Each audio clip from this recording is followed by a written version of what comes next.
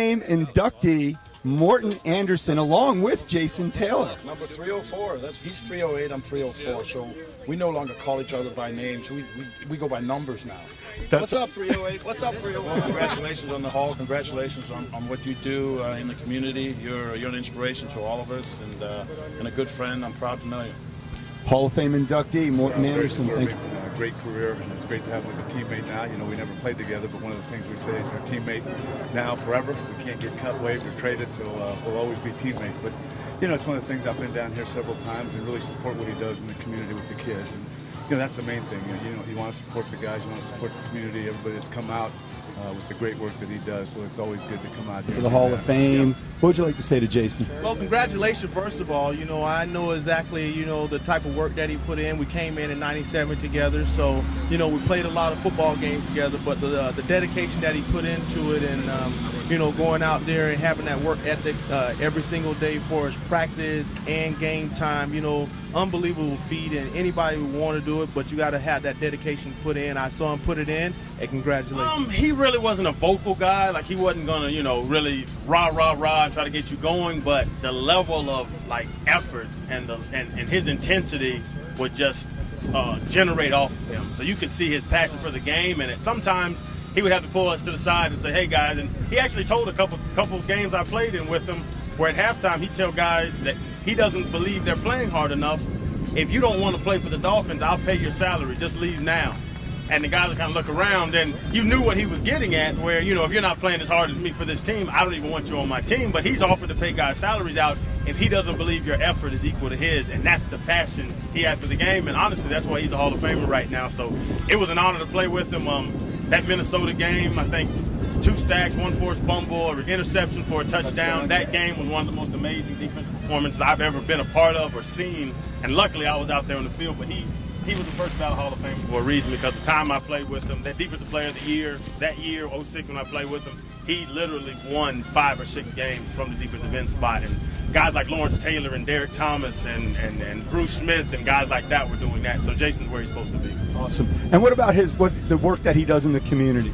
It's why me and Ronnie and you know, the younger guys that still live in South Florida are a part of it. Vernon Carey. It's why we do so much, because JT set the bar so high with events like this that now we have a voice and we have that presence in the community, so we want to give back. So my stuff with the Boys and Girls Club, helping JT, Vernon Carey Foundation, Guy Harvey Foundation I do a lot with.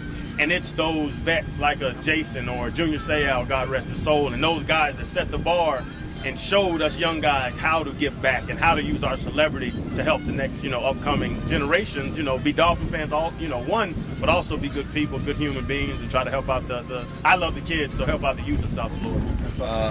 Just his tenacity. You know, the thing about JT, he doesn't like to stretch. Most people don't know this about him. You know, he's like, if you've ever seen a cheetah stretch, that's his famous line. He doesn't like to stretch, and then it's funny because this last couple of years I got a chance to train him, and it was a totally different story as we got older. You know, he's one of those guys that just gave everything he had every time he got on the field.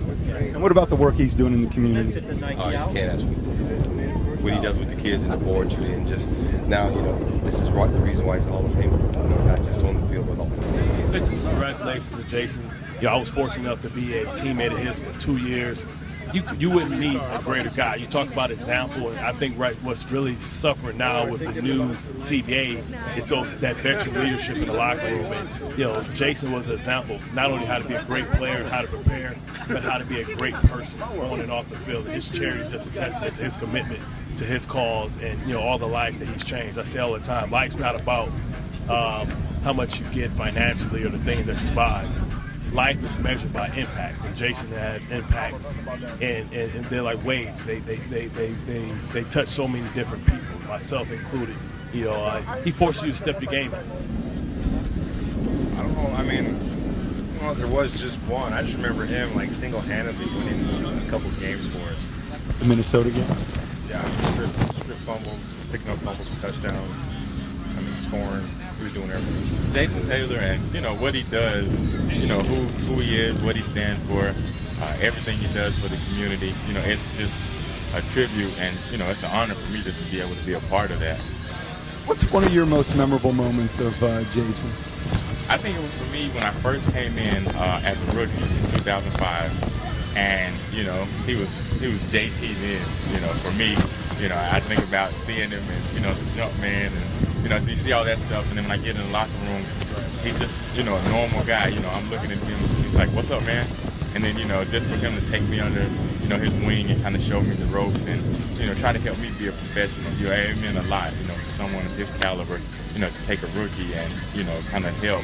You know, with that transition phase, that just meant a lot. It just says a lot about his personality. Well, I mean, from a fan's perspective, watching him play and always know that he had the end wrapped up and, you know, was always going after the quarterback was exciting from a viewer standpoint, you know, but I know him more on the off-field side of things. I've read him through the years, met him through Olindo and the rest of the team. And I know the philanthropic side of the guy as well. I'll give you, for instance, it was a year ago, I was in a mission for Leukemia and Lymphoma Society, raising money, raising awareness, and the beautiful thing was, without even a phone call or a solicitation, one of the first people to call me and to hit me up and say, hey, how can I help, was JT. So, you know, it says a lot about the guy on the outside. Obviously, put the football to the side. He's got the ability with a face, with a voice, with a lineage, and now with the Hall of Fame, you know, right down the road. He's got the ability just in who he is to help other people out. That's what he's doing here, obviously, with kids, with the hospital, but at the same time, he's not averse, obviously, to reaching out and helping other people. So that's, you know, from my perspective, that's something that I truly appreciate well beyond just the football guy.